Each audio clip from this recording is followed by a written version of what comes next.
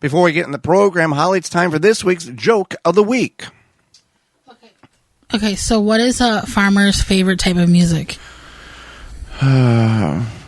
Bluegrass, grass, something. Anything with a good beat. Oh, beat. Beats, yep. Mm-hmm. Money beat. Yep. Yeah. This week's garden joke is brought to you by Rescue.com. American-made rescue products keep your family, home, and yard protected from insects like wasps, hornets, yellow jackets, flies, ants, and more. Learn more at Rescue.com. That's RESCUE.com. Well, soon enough, we hear the stories each year that I've got more zucchini than I know what to do with. I planted 2 plants, or planted 5 plants, thought I guess I'll get a little bit, and you've got buckets and barrels and bushels of zucchini coming out of your garden. And I don't know when it started, but years ago, they have national, put zucchini on your neighbor's porch day, someday in August. It's I think it's like August 8th or something. It's a real thing. It's sneaking. You're sneaking the zucchini on your neighbor's And there's some people that make sure the car doors are locked because people have put bags of zucchini in the front seat. Right. Yeah. So there is a number of things in which you can do with zucchini besides just what I grew up with. Cut it thin, roll it in egg, cornmeal, pan fry it in butter until it gets brown on both sides, and eat it. There are multiple things in which you can do. One is you can grill it. Yeah, you can just grill it, whether that be outside on the grill, over a grill pan, or even just... We're just talking, cut it in thin dices. And then you can season it. In coin shape, yeah. Yeah, however you want. Salt and pepper, garlic. You don't want to turn it into a chip. You just want it to warm a little bit. Yeah, kind of warm it up, kind of give it some caramelization with the grilling. Another one is sauteing it. This is just another form of heating it and cooking it, almost like frying, but without frying it without the breading. So you're just sauteing it. You could do like butter or your favorite like oil or whatnot. Yeah. And you could in turn add that to like a stir fry or do that on its own, whatever makes sense for you. Or another thing you can do is if you are into camping and you cook over the campfire, you can add to foil packs with other vegetables, and then you will have a foil pack zucchini. Now, with your zucchini coming out of your garden, some of you already have that happening. There is no wrong time to pick it. You can pick it small. You don't have to wait for it to get, baseball size, length, and diameter. You can pick, 4, 6, 8 inch long, 2 inch diameter.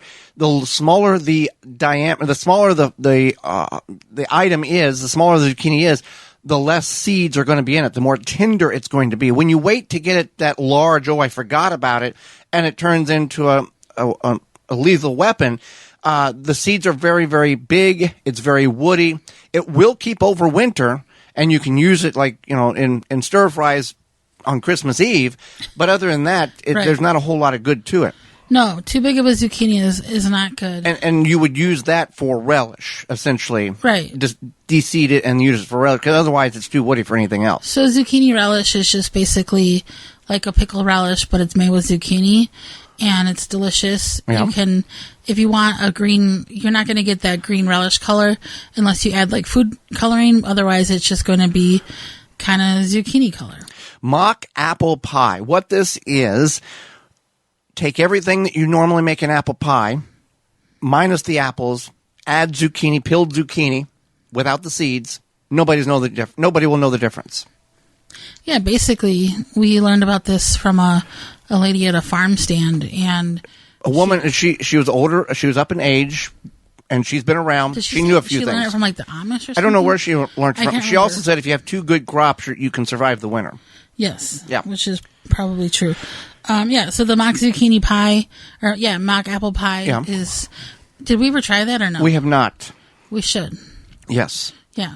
Now, soup here, this is not something I'm excited about. Zucchini soup. We tried zucchini in the crock pot with something one time, and it was not a good ending. It was very mushy, and... You kind of have to add it to a vegetable soup instead of just making it into a soup. So, if you were going to make a veggie soup, you would add whatever vegetables and then include the zucchini so that you're not just only having zucchini soup, because it has a very distinct taste, and it gets to me, it gets overpowering or old, not old tasting, but just it's a lot of zucchini. So I would recommend, if you're going to make it with soup, you want to... Also, younger zucchini would probably be better. Another thing people will do, and I have a friend that does this, is she runs the zucchini when she gets it through the food processor as is. She, chops it up a little bit so it fits in the food processor, and she turns it into like a zucchini mush, which sounds super delicious, but then she freezes it,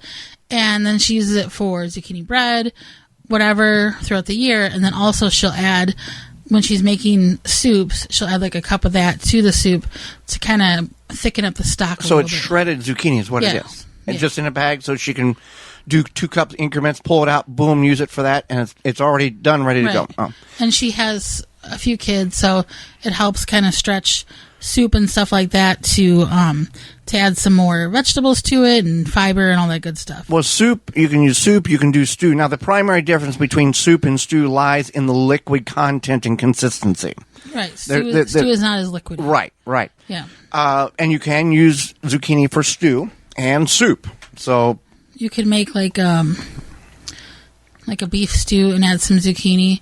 Or you could even do like a curry type dish and add zucchini. I've had that where there's zucchini in the curries, so that's delicious too. Zucchini boats. Now, what is zucchini This is boats? something you make. Yeah, I know. I want you to explain it for those who are not familiar with what. It's not a tradition like they float giant pumpkins down the river. It's an edible thing, not a getting rowboat across. I just realized you haven't made this for a while. You should make this soon. Well, when we get zucchini, we will. So what? We could do it over the campfire with venison. Could we? Yeah, why not? Why couldn't you? I don't know. I thought you were People lived supposed to bake it. hundreds and thousands of years with fire and no ovens. Fire and zucchini. Yeah. They didn't have oven. Well, we can't fix this. We don't have an oven. It's 1493. We don't know what ovens are. Okay. Yeah. So anyway, but they had. I think they knew what ovens They had are. zucchini and fire. Okay. So anyway, what Joey does is he cuts the zucchini in half the long way. He scoops out the middle, right? Yes. Yes. And then you add. Don't you cook it for a little bit in the oven? No. You cook the ingredients. You cook the meat. If the venison or the hamburger, you cook the onions. You saute the peppers. You put it all in there, and then you load it with cheese and let that cheese melt and congeal all of it together while you're cooking the zucchini for like 30 minutes. And then there's multiple different recipes, but that's the gist of how that works. I don't know if I didn't look up zucchini boat recipes. That's what I just call them. The bigger zucchini works better for this because you're using a thin wall. You're taking most of the material out, so all the seeds and stuff are coming out. It's basically the edible. It's just a tiny bowl that you're using and you're eating it. It is good. Mock pineapple. Explain this to people who are not familiar because this is a really fascinating way to utilize a lot of zucchini in a canning form to trick people and make it taste good. So you have to use pineapple juice and sugar for this. So you're making mocked canned pineapple. And the zucchini absorbs the pineapple juice flavors, and it tastes like pineapple. You cut it up, you peel it, you take the seeds out, you cut it up like pineapple square sizes. Take it to your family potluck or your church potluck. People will think you can pineapple. It does take a little bit of time to cook, if I remember correctly. It's been a few years since I made it, but it is delicious. It tastes exactly like you would not know it was zucchini. No, it doesn't have the pineapple like stringiness to it, but it's still really good. Some people don't like that stringiness. No, some people don't, so that's okay too. So you got mock pineapple and you got fake apple pie that you're making with zucchini. Yeah. You could probably. Well, zucchini is kind of like the mushroom of the garden. It kind of absorbs any flavor you put to it. Like tofu. Yeah. Yeah. It's got many tricks. It's very versatile. Many tricks up its sleeve, I think. And you've got the Black Beauty zucchini, the green traditional, and then you've got crooknet, the yellow warty or bumpy zucchini. When we say zucchini, you could do this also with any sort of summer squash, like the yellow crooknet. Right. I don't know. You could do this with patty pan, but I mean, you can do any patty pan. You can kind of just make the bowl out of itself. Yeah. That would work really well for the zucchini boats. Right. So if you end up getting no zucchini and a bunch of patty pan, and if you get this is like summer squash. Right. Yeah. If you get a spaghetti squash that is crossed and it's very dense and doesn't have the stringiness, you could kind of create some of these dishes with that as well. The squash, the spaghetti squash crosses with a pumpkin, and you get this really weird consistency, kind of half pumpkin, half summer or spaghetti squash. and you can do some things with it. You have to add some flavor to that because you don't have really the flavor that you would think you would have in it. Cross squash does exist. Yes, and we've experienced it. Yep. Walton's Inc. has non-cross squash, but they have spices, seasoning, and tools for you. Yeah, you can preserve your fruits and vegetables, but what about the meat? At Walton's, you can get all the equipment, seasoning, and supplies to make sausage, jerky, and any other meat product your way to your high standards. They also have meatgistics.com, an informational site to help you make the best finished product. They have over 15,000 users who will give their opinion and guidance on meat processing issues. They have decades of experience in the meat processing industry. They have everything from meat grinders, mixers, sausage stuffers, spices, and more to help you go from animal to edible. Walton's everything but the meat. You can use code GROW50. That's GROW50 to save 10% off your orders of $50 or more.